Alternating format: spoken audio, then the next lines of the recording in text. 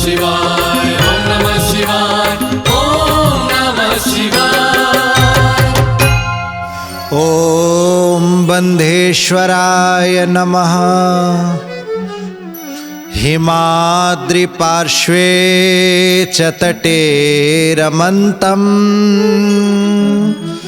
सम्पूज्यमानं सततं मुनीन्द्रैः सुरासुरेर्यक्षमहोरगादैः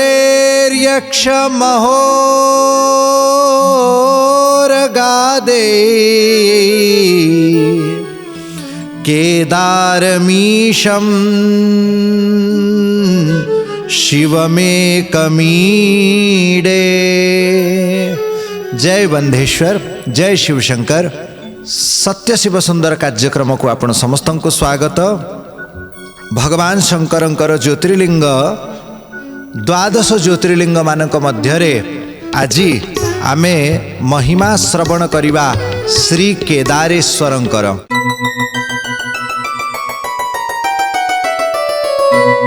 उत्तराखंड रे 4 धाम अछंती। जेमिति भारत वर्ष रे 4 धाम, पूर्वरे श्री जगन्नाथ महाप्रभु, पश्चिम रे से द्वारिकानाथ महाप्रभु, दक्षिण रे श्री रामेश्वर महाप्रभु एवं उत्तर रे श्री बद्रीनाथ महाप्रभु रहिचंती। ठीक सेमिति उत्तराखंड रे मध्य 4 धाम रहिचंती। बद्रीनाथ, केदारनाथ, गंगोत्री एवं जमुनोत्री, ये 4 धाम विराजमान अछंती उत्तराखंड रे। तेणु गोटे जनश्रुति अछि, जेउ माने 4 धाम विचरण करिकी बुली पारिबे नाही। जेमिति आग काल समय रे जेतेबेले जान वाहन समस्तंक पाखरे सुलभ हो नथिला, समस्तंक पक्षरे हाथी घोड़ा रखिबा सेमिति समस्तंकर सक्षमता नथिला। जे तीर्थयात्रा करने को चाहूथिले निज पादरे चाली चाली की तीर्थयात्रा करने को पड़ुथिला। बहुत समय लागुथिला, बहुत शक्ति एवं बहुत धैर्यर मध्य आवश्यकता थिला। से समय रे जो माने 4 धाम जाई पारु नथिले सेमानंक पई गोटे कथा रहिला जे उत्तरांचल जाई, उत्तराखंड जाई जदि बद्रीनाथ, केदारनाथ, गंगोत्री, जमुनोत्री केवल दर्शन करि नेबे से 4 धाम दर्शन करिवार पुण्य लाभ करि पारिबे। तेणु ये 4 धाम मध्यरे केदारनाथ अछंती। केदार शब्दर अर्थ कौन? केदारयामी, काहाकू मारिबी। भगवान शंकर ये शब्द उच्चारण करिथिबारु केदार ईश्वर अथवा केदारनाथ, केदारेश्वर नाम रे भगवान शंकर प्रसिद्ध होइचंती। केदारनाथंकर कथा कौन? महाप्रभु काहाकू कहिले केदारयामी, काहाकू दारण कले, काहाकू मारिले? आसंतु ये कथा श्रवण करिबा। शिव महापुराण रे कोटिरुद्र संहिता रे श्री केदारेश्वरंकर महिमा वर्णना करा जाइछि। बहु काल पूर्वरु 5 जन दैत्य उत्पन्न होइथिले। ए 5 जन दैत्य किए? हिरण्याक्ष, सुबाहु, वक्रकंदर, त्रिशृंग एवं लोहिताक्ष। जे केवल सुवर्ण खोजु थाए ताहार नाम हिरण्याक्ष। लूट करे, सबुआडू सुवर्ण चोरी करे, बहुत प्रकार रे से लोकों को प्रताड़ित करिकी सुवर्ण संग्रह करे, तेणु तार नाम हिरण्याक्ष। लोहिताक्ष जे रक्त देखिबा को भल पाए, जार नेत्र केवल लाल रंग खोजुची, जे समस्तों को मारिबारे सुख अनुभव करे, जीव को कष्ट देबारे जार प्रसन्नता हुए, से लोहिताक्ष। जार बाहुरे बहुत बल थिला से सुबाहु। वक्रकंधर, जार कांध टिके बंका थिला। महान दैत्य मानक सह, देवता मानक सह युद्ध करी करी जे सामान्य टिके चोट खाइथिला तार नाम वक्रकंधर। एवं त्रिशृंग, वक्रकंधरर सान भाई त्रिशृंग, 3टा सिंग ता मथारे थिला।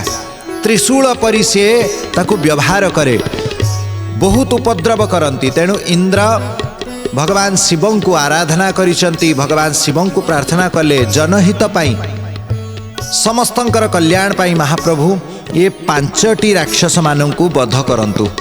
भगवान शंकर सेठी गोटे विशाल षंढ रूपरे प्रकट होइचंती एवं कहिले हे शक्र के दारयामी काहाकु मारिबी कुह कुह काहाकु मारिबी।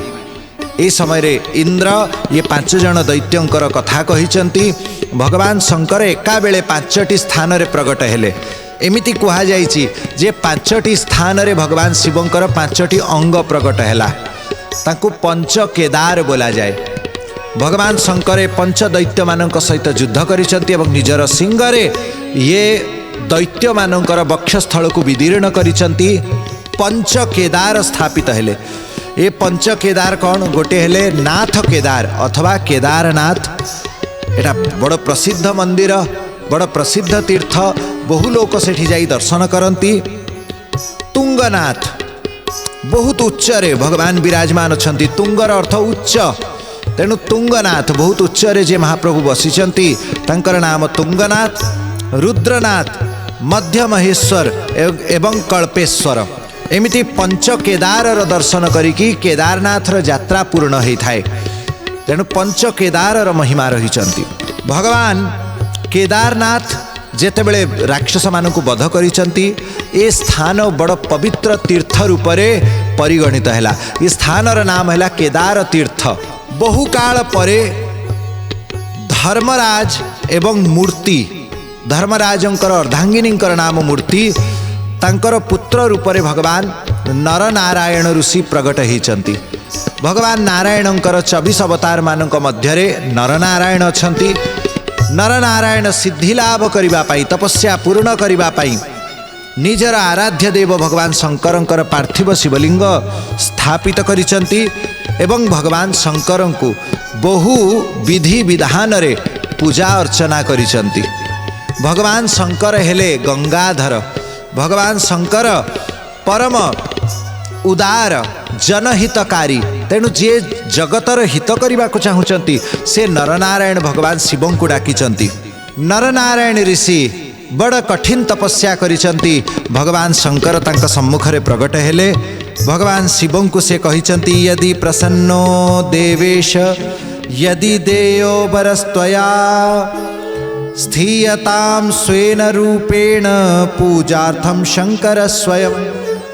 हे महाप्रभु जदि आपण कृपा करने को चाहूँगी जदि आपण मते वरदान देवा चाहूँगी आमको कृतार्थ करने को चाहूँगी ताहेले एतिकी वरदान दियंतु जेमिति आपण आमको दर्शन देले कृतार्थ कले सारा जगत को दर्शन देवाई कृतार्थ करने तांकर पूजा स्वीकार करने आपण एही स्थान रे विराजमान हुंतु।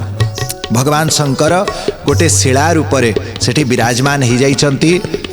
भक्त माने तीर्थ को आसंती दर्शन करती कृतार्थ हुअंती। बहु काल बीतीगला पांडव माने गोत्र हत्या करिसंती। गोत्र हत्यार अर्थ कौन निजर स्वगोत्रर निजर परिजन निजर मातुल निजर पितामह निजर भ्रातृ निजर कका ये समस्त को मध्य गोटे प्रकार रे बध करिसंती युद्ध करिसंती।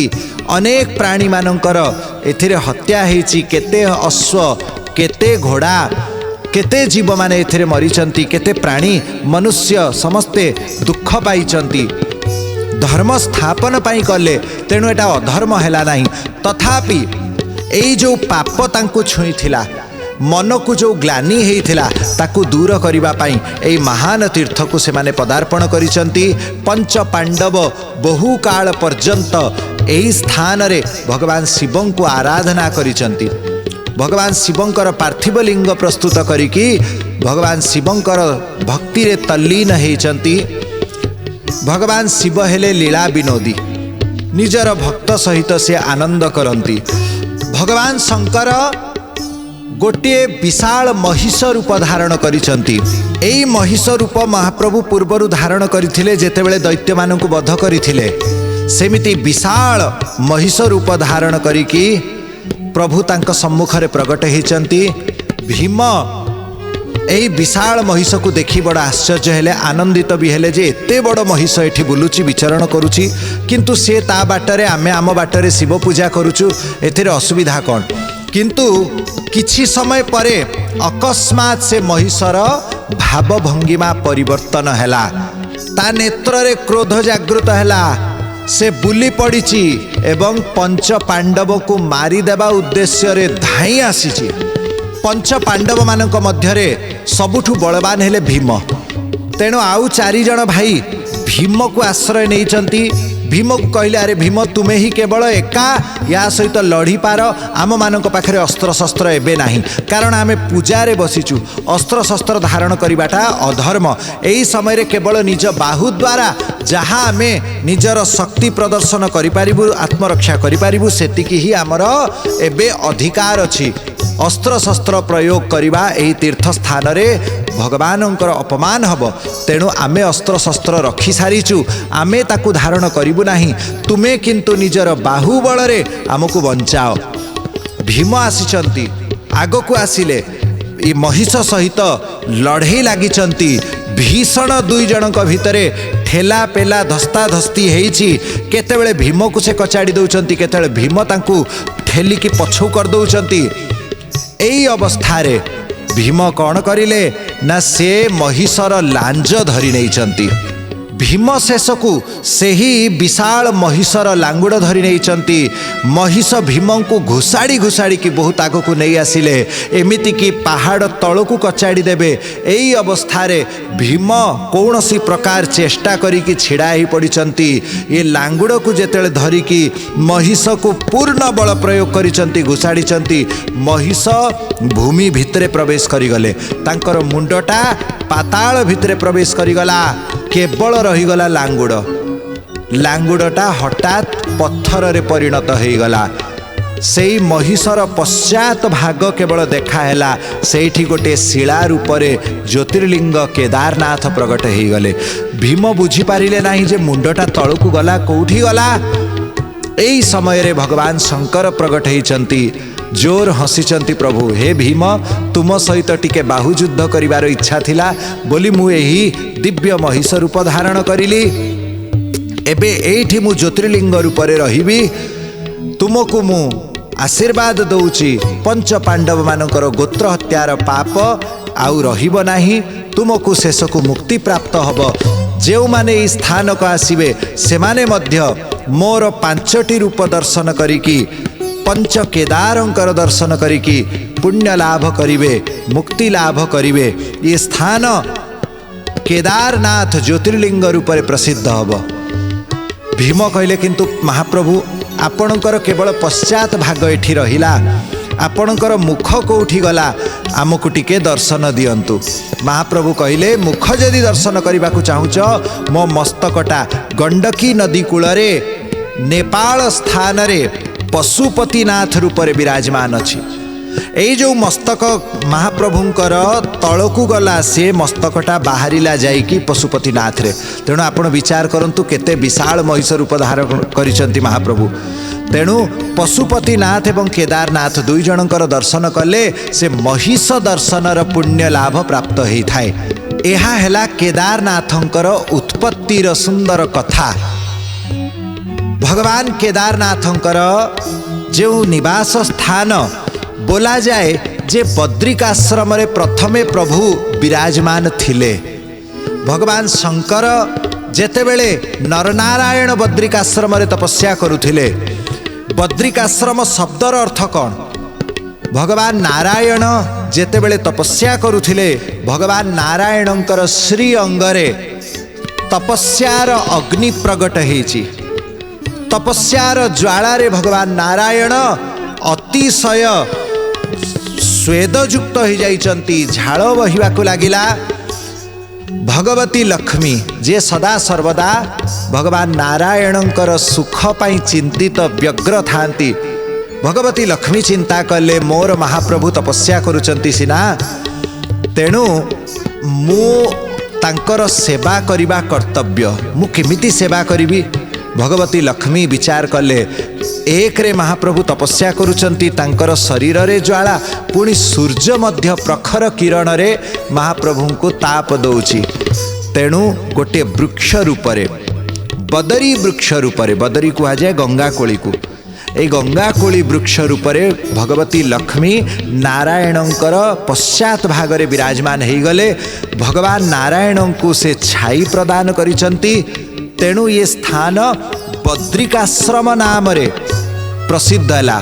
बद्रीर नाथ लक्ष्मींकर नाथ बद्री रूपरे जो लक्ष्मी विराजमान अछंती तांकर नाथ हेबारु यांकर नाम बद्रीनाथ पड़िला। गोटे कथा कुहा जाए पूर्वरु बद्रिकाश्रम रे भगवान तपस्या करिबा पई विचार करि नथिले।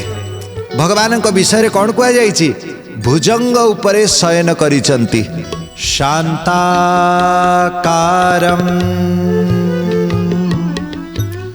भुजगशयनं पद्मनाभं सुरेशं विश्वाधारं गगनसदृशं मेघवर्णं शुभांगं लक्ष्मीकान्तं कमलनयनं योगिभिर्ध्यानगम्यं वन्दे विष्णुं भवभयहरं सर्वलोकैकनाथं। सर्वलोकनाथ भगवान नारायण जोग निद्रा रे शयन करि थांती। आपण देखिबे शेषनागर छत्र रहिछि सुकोमल पर्यंक रहिछि भगवती लक्ष्मी तांकर चरण को संवाहन करुचंती।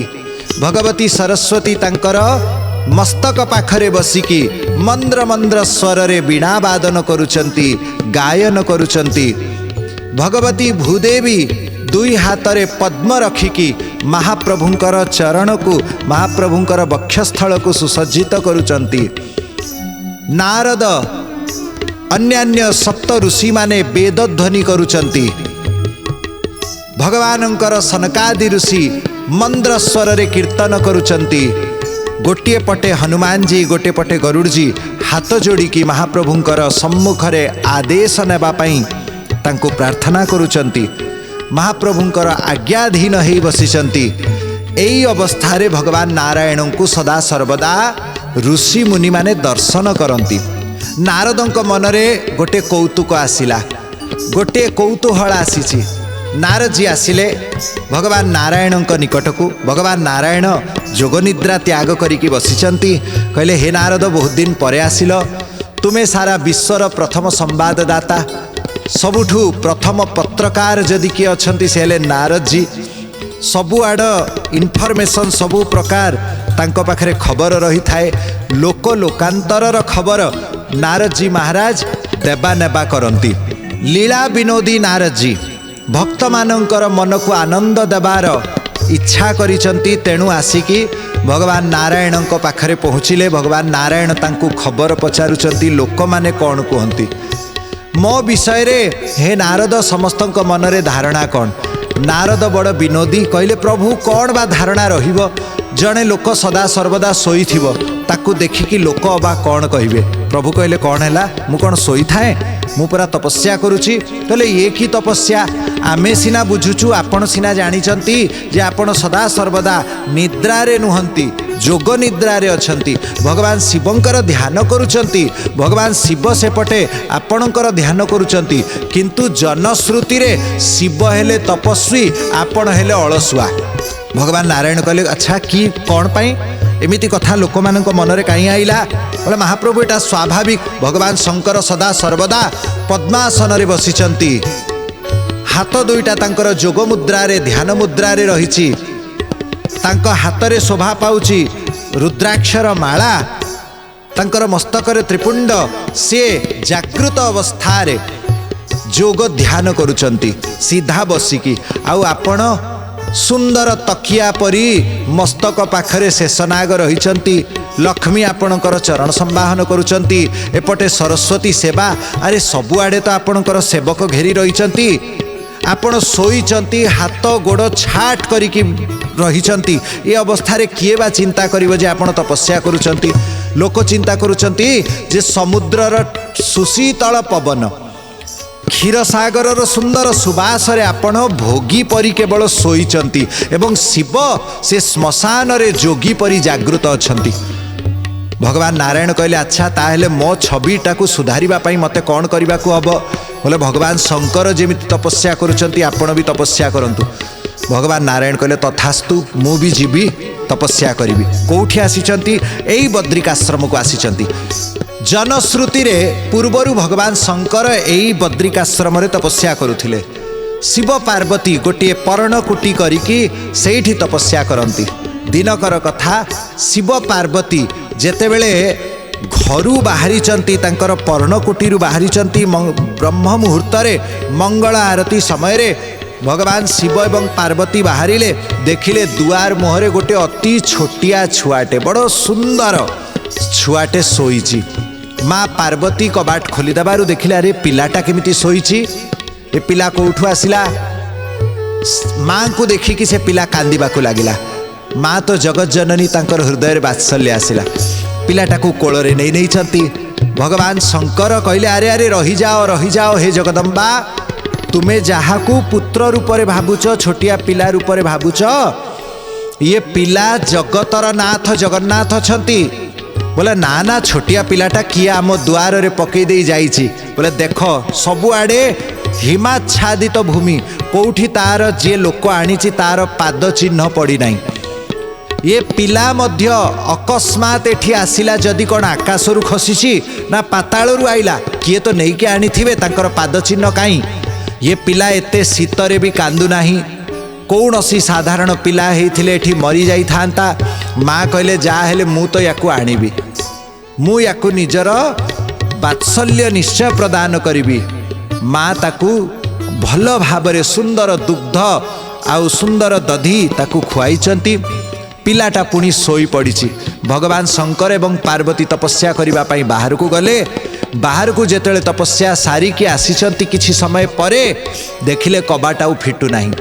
बारंबार जेतेबेले कबाट को बाड़ेइचंती कबाट न फिटिला। भगवान शंकर कहले देखिलो माया भितरु आवाज आसिला हे महादेव हे पार्वती मु एई स्थान को चयन करिछि एठी तपस्या करिबी बोली। एबे तुमे जदि तपस्या करने को चाहूच मो पाखरे एठी विराजमान हे तपस्या कर अथवा किछि दूर को जाई तपस्या कर। भगवान शंकर एवं पार्वती भगवान नारायणकर माया को बुझीगले। किछि दूर रे प्रभु शंकर जाइकी केदारनाथ रे बसिले। भगवान नारायण से स्थान रे तपस्या आरंभ करिसंती। से स्थान र नाम हैला बद्रिकाश्रम एवं जोठी भगवान शंकर बसिले से स्थान र नाम हैला केदारेश्वर। तेणु भगवान केदारनाथंकर ये महिमा एठी आपण श्रवण कले।